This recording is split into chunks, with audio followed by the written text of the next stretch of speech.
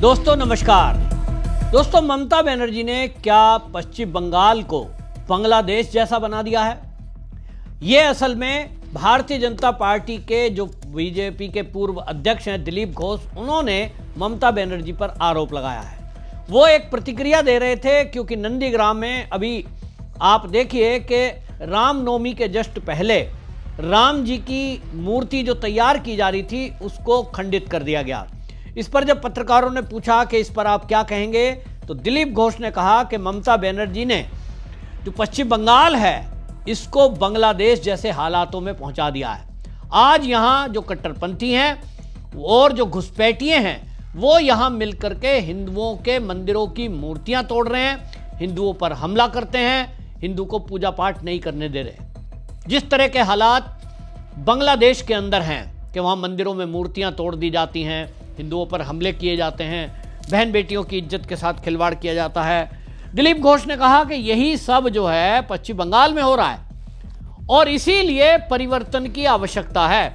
इसीलिए पश्चिम बंगाल की जनता को मैं आह्वान करता हूं कि ये जो हो रहा है यहां, इसको रोकना है तो भारतीय जनता पार्टी की सरकार लाएं।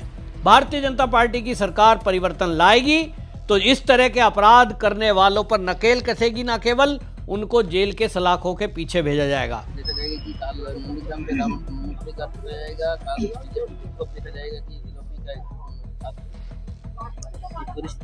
बंगाल में बांग्लादेश जैसा हालत हो गया है। मंदिर तोड़ना, मूर्तियों तोड़ना, मंदिर में चोरी होना आम बात हो गया है। हिंदुओं के ऊपर लगातार अत्याचार हो रहा है। मुर्शिदाबाद के हिंदू छोड़ करके मालदा में जाके रहे हैं लोग। इतना अत्याचार उनके ऊपर बार बार जगह जगह पर हो रहा है। दंगा फसाद, हिंदुओं को टारगेट किया जा रहा है। ममता बनर्जी का संरक्षण में सब हो रहा है, इसलिए परिवर्तन चाहिए इस बार।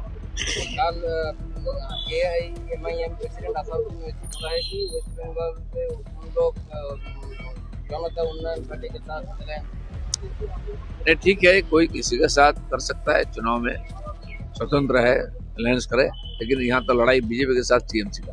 TMC बोला है कि Assaduddin Owaisi will get money from the BJP. He got money in the previous assembly election also.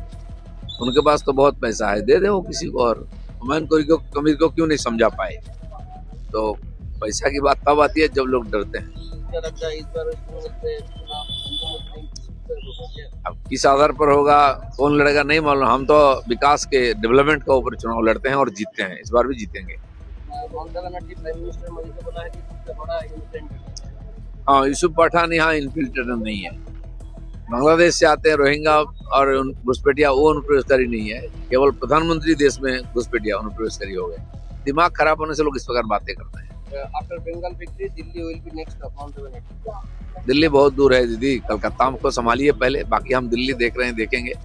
ज्यादा से ज्यादा आप सुप्रीम कोर्ट जा सकते हैं दिल्ली में, और कहीं नहीं जा सकते। कल भवानीपुर में ममता बनर्जी का बैठक कर रहा है, क्या लगता है भवानीपुर? मजबूरी है, कभी कभी बैठक नहीं किए हैं। वो तो बाहर प्रचार करती थी, आज पहले ही अपना क्षेत्र में जाना पड़ रहा है। बॉबी हकीम को लेके जाना पड़ रहा है, क्योंकि मामला संगीन है, जीत के आना इतना आसान नहीं है। आने दीजिए। The last question on PM Narendra Modi becoming the longest service head of government of the country. नहीं, अभी तो शुरू हुआ है। मोदी जी बहुत कुछ रिकॉर्ड करने वाले हैं, देखते रहिए। दुनिया में उनका नाम है और हमारा हिंदुस्तान के सब लोगों के लिए ये गर्व की बात है, ऐसा प्राइम मिनिस्टर हमको मिला है।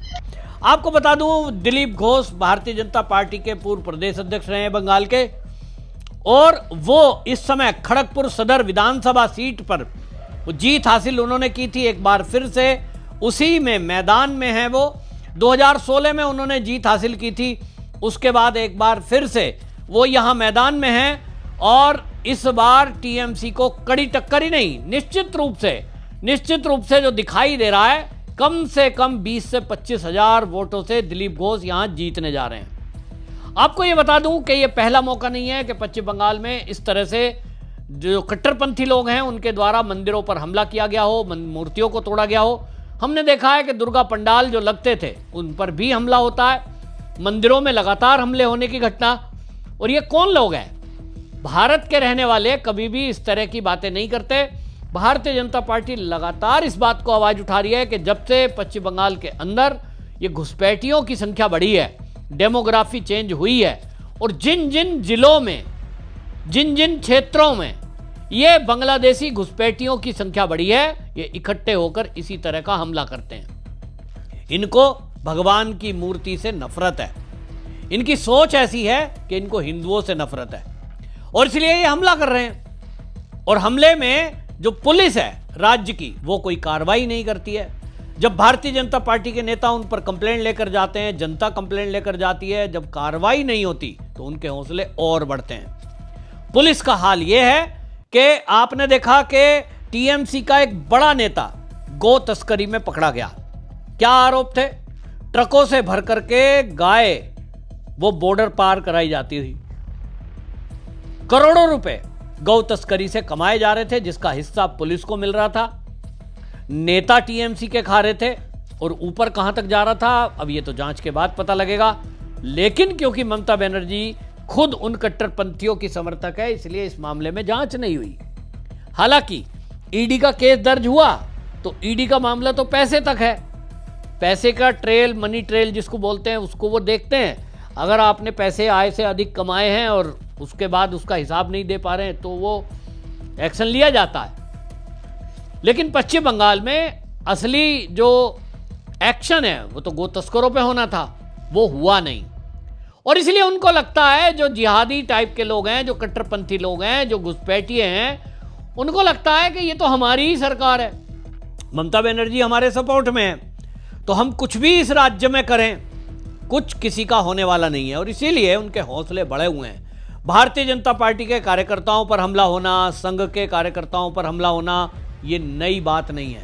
लेकिन अब चुनाव के जस्ट पहले नंदीग्राम में राम की मूर्ति को तोड़ना, खंडित करना, ये ममता बनर्जी को भारी पड़ने वाला है। इसको लेकर आपको बता दूं, शुभेंदु अधिकारी ने बाकायदा एक्स पर पोस्ट लिखा है और उन्होंने कहा कि भाई जिस तरह से ये हमला किया गया है, ये कल्चर यहाँ बना हुआ है, ये लोगों का मामला गड़बड़ है। और इस तरह के जो कट्टरपंथी लोग हैं वो booth number 122 Behturia block number 2 Nandigram में वो कहते हैं कि इसमें जो है काम चल रहा था, भगवान ये जो है मर्यादा पुरुषोत्तम श्री राम जी का ये मूर्ति बनाई जा रही थी क्योंकि उसकी पूजा होनी थी और इस तरह से उसको तोड़ दिया गया, खंडित कर दिया गया। ये जो है बंगाल की संस्कृति, अस्मिता, सामाजिक पहचान और रोजी रोटी पर सीधा आक्रमण है। और इसलिए बंगाली समाज अपनी सुरक्षा की और अपनी पहचान को, भविष्य को सुरक्षित रखने के लिए आज भारतीय जनता पार्टी की तरफ देख रहा है। राम जी का मूर्ति को तोड़फोड़ किया गया है कल रात में। ये क्या है, पीडब्ल्यूडी रोड का साइड में राम जी का मूर्ति तैयारी हो रहा था, निर्माण हो रहा था। हमारी रामनवमी का उत्सव है, इसके लिए ये मिसक्रिएंट सब करता है। यह जो सरकार है हिंदू विरोधी सरकार है, पुलिस इसमें कार्रवाई नहीं करता। इसलिए हर हिंदू त्योहार के पहले देव देवी का मूर्ति तोड़ना और रामनवमी का जुलूस के ऊपर पत्थरबाजी करना एक कुछ एंटी सोशल का काम है। देखिए मेरा साथ बहुत मुस्लिम लड़का भी जुलूस में है, ये लोग सब नहीं करता। लेकिन ममता बनर्जी अपने वोट बैंक के लालच से कुछ गुंडा बनाया, वो लोग ये सब करता। जैसे हिंदू समाज रिएक्ट करेगा और मुसलमान समाज को इकट्ठा करेगा वोट के लिए। अब आज चुनाव का प्रचार में नंदीग्राम में है, रैली भी हो रहा है, बहुत लड़का जनता का पूछ लीजिए, मेरा घर है। इतने केस हैं बंगाल से कि आप सोचियो घर तोड़ देते हैं। बीजेपी पता लग जाए इनको ये बीजेपी का कार्यकर्ता है, वहां हमला करेंगे, मारपीट करेंगे, घर तोड़ देंगे, घरों में आग लगा देंगे।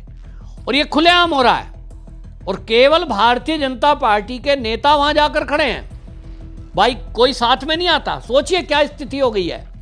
मतलब हिंदू देवी देवताओं के बारे में आवाज उठाना, हिंदुओं के बारे में आवाज उठाना, वो केवल भारतीय जनता पार्टी के नेता करते हैं। ममता बनर्जी की तरफ से एक बयान तक नहीं आता, बल्कि उल्टा है। ममता बनर्जी बोलती है ये बीजेपी वाले माहौल खराब करने के लिए झूठ फैला रहे हैं, मतलब उसको झूठा साबित कर देगी। आप जब हुई घटना को झूठा कह देंगे तो सोचिए फिर जो ये अपराध करने वाले हैं इनका तो हौसला बढ़ेगा।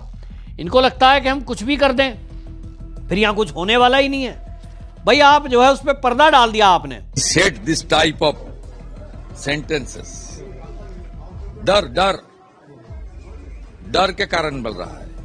She also mentioned that to keep a close eye on the counting day so that the electricity should not be switched off. She's very low. So what is your take on this? You are contesting against her. BJP is fighting Bhabanipur very seriously this time. We must win. कमल खिलेगा, उसको पता चल गया है। इसका बड़ा कारण है Bharatiya Janata party का लड़ाई, दूसरा कारण है ह्यूज एंटी इनकम्बेंसी, तीसरा कारण है इस बार सनातनी एकजुट है, बांटने वाला नहीं है, चौथा कारण है SIR। ये 4 कारण के लिए उनकी हार तैयार है। और ह्यूज करप्शन पूरा भवानीपुर में, तोलाबाजी तोलाबाजी तोलाबाजी। Mamata Banerjee and her all brothers are involved with the help of Shantanu Sinha, one tainted police officer. They are doing this type of unethical job entire Bhabanipur area. और दिलीप घोष इसीलिए कह रहे हैं कि ये जो आज पश्चिम बंगाल के हालात हैं वो बांग्लादेश जैसे हो गए हैं। वो जो कह रहे हैं कि भाई ये जो आप जहां जिस तरह से ममता बनर्जी ने तुष्टीकरण किया है, आप सोचिए कि मतलब कैसी मुख्यमंत्री है कि अगर चुनाव आयोग चुनाव के पहले SIR कराने की बात करता है तो कितना लड़ाई की है इन्होंने। सुप्रीम कोर्ट तक में खुद पहुंच गई बौखलाहट में, ये SIR में हम नाम नहीं कटने देंगे। किसका नाम नहीं कटने दोगे भाई? किसका नाम कट रहा है? SIR में वही तो नाम कट रहे हैं जो घुसपैठिए हैं। तो आप घुसपैठियों के नाम कटने से इतनी बौखलाहट भरी बातें क्यों कर रहे हो? क्योंकि आपको लग रहा है कि ये सत्ता तक पहुंचाते हैं, और उनको भी लग रहा है जो कट्टरपंथी लोग हैं कि ये हमारी वोट के बिना ममता बनर्जी CM नहीं बन सकती। तो क्या करो भाई, फायदा उठाओ।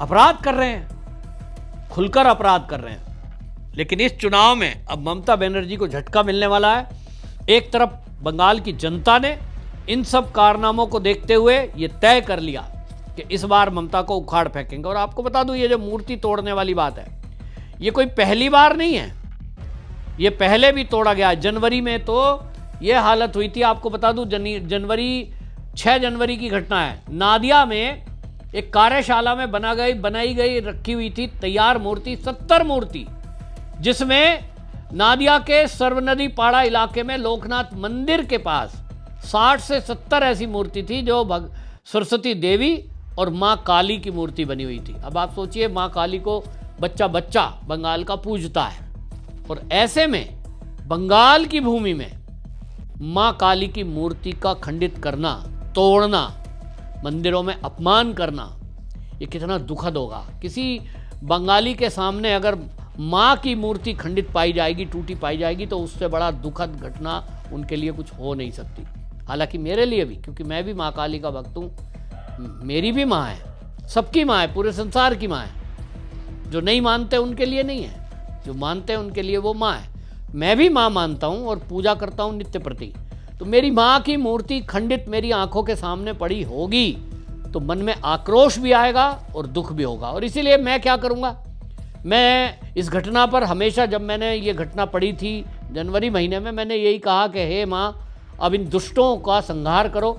आप तो माँ काली हो, आप इनका संहार माँ ही कर सकती है। तो अब आप देखेंगे उस प्रार्थनाओं का असर इस बार होने वाला है, और माँ जो है इन सब दुष्टों का संहार करेगी जो ये देवी देवताओं की मूर्तियों को खंडित कर रहे हैं, मूर्ति तोड़ रहे हैं, मंदिरों में हमला कर रहे हैं, मंदिरों में मूर्तियों का अपमान कर रहे हैं। इस बार माँ इनको छोड़ने वाली नहीं है। दोस्तों, आपकी क्या राय है? कमेंट में जरूर लिखें, वीडियो शेयर करें। वंदे मातरम।